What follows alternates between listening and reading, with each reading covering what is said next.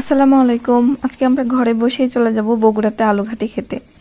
ঘরে বসে বগুড়াতে চলে যাব মানে হচ্ছে ঘরে বসেই বগুড়ার আলুঘাটি রান্না করেছি আজকে। প্রথমে হচ্ছে ডিম অল্প লবণ দিয়ে ঘেটে ভাজি করে টুকরা করে নিয়েছি, সাথে দুটা সেদ্ধ ডিমও হচ্ছে লবণ হলুদ দিয়ে ভেজে নিয়েছি। আসলে আমার জামাই বলতেছে ওই ডিম ভাজির তরকারি খাবে না, তাই ওর জন্য আলাদা করে হচ্ছে সেদ্ধ ডিম ভাজি করা হয়েছে।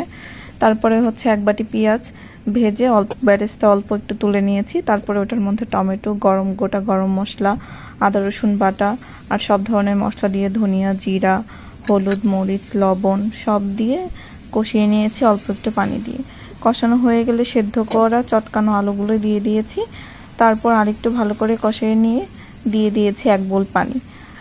পানি 1 বোল বলতে আসলে পরিমাণ মতো পানিই দিয়েছি, যাতে করে হচ্ছে মশলাগুলো হচ্ছে আরেকটু কষানো যায় আর কি। তারপর ঢেকে দিয়ে 10 মিনিট রান্না করে নিয়েছি। তারপর হচ্ছে ভাজা ডিম আর সেদ্ধ ডিমগুলো দিয়ে দিয়েছি।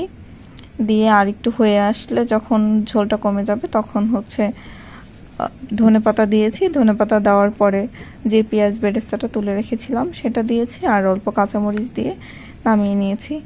এই তো আবার বগুড়া থেকে বাসায় ফিরে আসলাম। ধন্যবাদ সবাইকে। স্টে কানেক্টেড উইথ রাঁধুনির ধ্বনি। আসসালামু আলাইকুম।